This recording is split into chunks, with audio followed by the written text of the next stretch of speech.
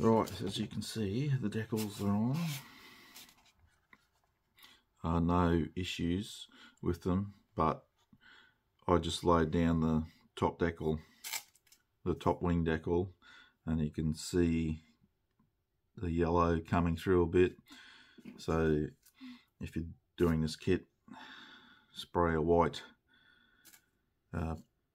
round section underneath so that when you put your decal on you won't get that bleed through.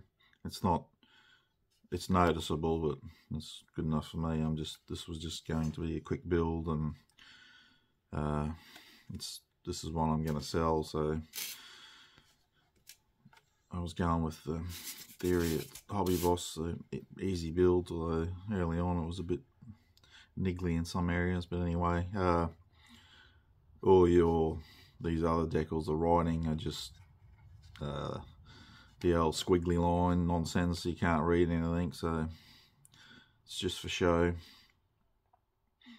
I used Microsol to set them. The wing insignia required several coats to go down with that corrugation, but they did go down and did the trick, so no problems there. I don't know if this shows up. If you can see, the base colour, that silver, I put some XF1 Tamiya flat black in it, just a bit to darken it a touch, and then randomly sprayed it over the panel lines and rivets to suggest the paint's a bit dirty, starting to wear. As I mentioned, that silver on its own was just a bit too much. And I most likely, once I've finished weathering it, which it'll just be getting a dirt wash, Full Remodels dirt wash. I just want to push on and get this done. This wasn't really on my schedule, this build, but because it was a brand new kit, I wanted to do it.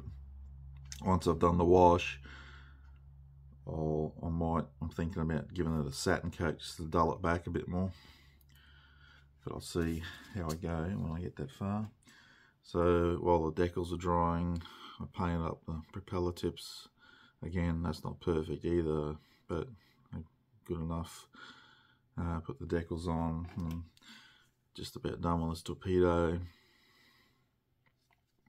So yeah, let's take that off yet. So the nose of the torpedo is black.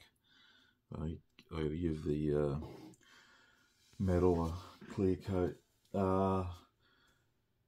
And I finished, while I was in between decaling yesterday and doing that, I finished off, I painted up these last, the pitot. It's got a piece of photo etch on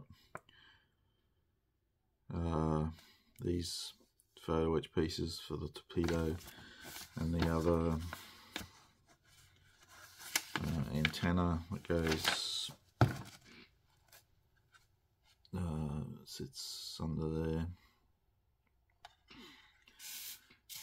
So now I'm gonna give it a clear coat again to protect the decals. Let that dry, and then I'll do the wash, but also I'll do some exhaust staining to add to the weathering of it. But yeah, it's coming along nicely now. Okay, this is all done. Really love the look of this one with the high vis colours on it. The bright blue and the yellow and red makes it pop. Look very nice in a display cabinet or on a display table at a modelling show. I was going to give it a satin clear coat at the end, but I didn't. I left it. Once I put the wash on and wiped it back, I was happy with the look. It didn't need any more done to it, in my opinion. So the wash made it pop a bit more with the wash inside the panel lines and the rivet details. I like the Tamiya lacquer paint silver. It's a really great paint to use, and it looks fantastic. and I'm glad I added a little bit of black in it to break it up, just to make it a little bit weathered looking. So would I recommend the kit? Yes, if the subject matter appeals to you, yes. Just be mindful of what little niggles I had along the way. Some of the cockpit fit, the underneath fit, I had to modify, sand back to get it all to fit together, and the wing roots were a bit of a small issue as well to get them lined up properly. But nothing really major. I mean, most kits you have some little issues with, except for Tamiya maybe. I guess I was just a little bit disappointed. It was brand new tooling. I was expecting better, I guess, even though it's not a big issue.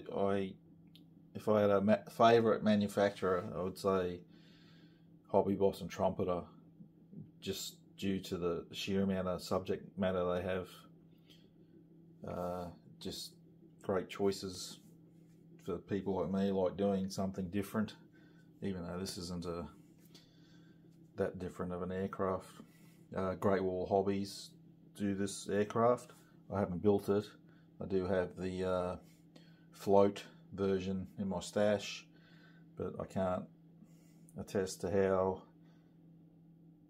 good it goes together and if it's better than this one or not, because I haven't built it. So in the end I sort of rushed it along to get it done.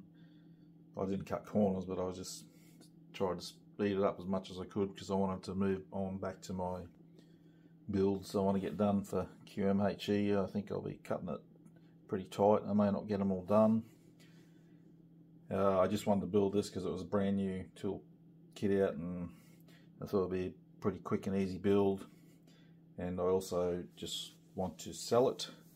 So when I'm done here, I'll be taking photos and be flogging it off on eBay for some funds to put towards a couple of kits that I'm looking at, new releases like the B24s in 1/72 and 1/48 that have come out recently.